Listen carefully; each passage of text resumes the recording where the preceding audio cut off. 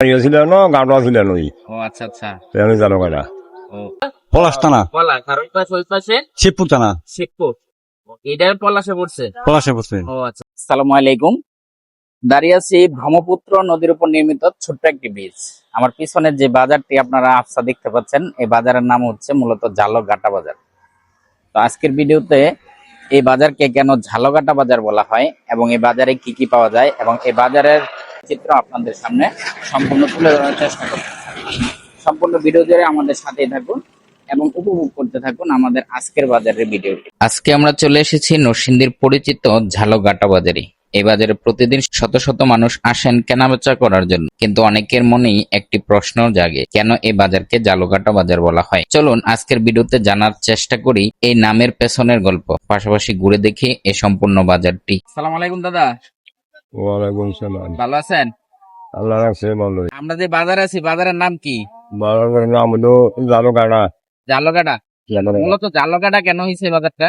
বাজারে জানো কাটা যেন জালগর গাড়া ছিল, বাজারে জালর গাডা ছিল, আগে জালগর গাড়া ছিল, পরে বাড়ি ছিল না গাড়া ছিল নই ও আচ্ছা আচ্ছা। আমি জানো কাটা। ও তো এইখানে গাছ ছিল বিদায় বাজারের নাম মূলত ওইখান থেকে ঝালকাটা শুরু হয়। জালো বাড়িও ছিল জালো গাড়ো আসেনি ও এই জানো কাটা। ও আচ্ছা আচ্ছা। এটা কোন থানায় পড়ছে? এটা শিবুর থানায় এবং ফলাস থানায় পড়ছে শিবপুর পলাশ মিলাইয়া। মিলে যা। ও সাপ্তাহিক কোনো বাজার আছে?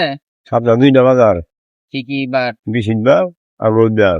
সকাল থেকে বাজারে জমে উঠে কেনাবেচা, তাছাড়া সপ্তাহে 2 দিন বসে হাট। এখানে পাওয়া যায় নিত্য প্রয়োজনীয় সকল কিছুই। গ্রাম বাংলার সাধারণ মানুষের জীবনযাত্রার একটি সুন্দর প্রতিচ্ছবি যেন এই ঝালকাটা বাজার। এবার আসি নামের বিষয়ে। স্থানীয় প্রবীণদের মুখে মুখে প্রচলিত একটি ধারণা হলো, এক সময় এখানে একটি গুরুত্বপূর্ণ ঘাট ছিল, সেই ঘাটকে কেন্দ্র করে ধীরে ধীরে বাজার গড়ে ওঠে। আবার অনেকের মতে অতীতে এখানে মরিচ বা জাল জাতীয় পণ্যের কেনাবেচা বেশি হতো, তাই সময়ের সঙ্গে সঙ্গে জায়গাটির নাম ঝালকাটা হিসেবে পরিচিত পায়। তবে এই নামের উৎপত্তি নিয়ে নির্ভরযোগ্য কোনো লিখিত ইতিহাস পাওয়া যায়নি, মূলত স্থানীয় লোকমুখে প্রচলিত গল্পই বেশি শোনা যায়। এই বাজারের নাম কি?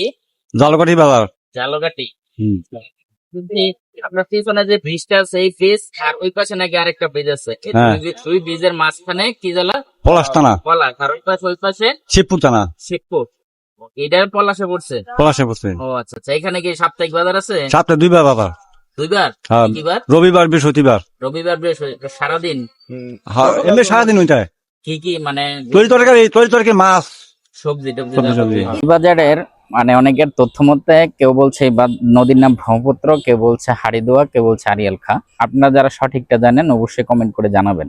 তবে এই ব্রহ্মপুত্র নদীর যে নির্মিত ব্রিজটা আছে, এই ব্রিজের সাইডে হচ্ছে পলাশ আর হাতের ডান সাইডে হচ্ছে শিবপুর। আবার ওইখান থেকে আরেকটু দূরে আরেকটা ব্রিজ আছে, মূলত দুই ব্রিজের মাঝখানে হচ্ছে পলাশ উপজেলা। অত্যন্ত সুন্দর এবং তথ্যবহুল হতে যাচ্ছে আমাদের আজকের ভিডিওটি। সম্পূর্ণ ভিডিওটি দেখে অবশ্যই আপনার সুন্দর একটি মন্তব্য জানাবেন।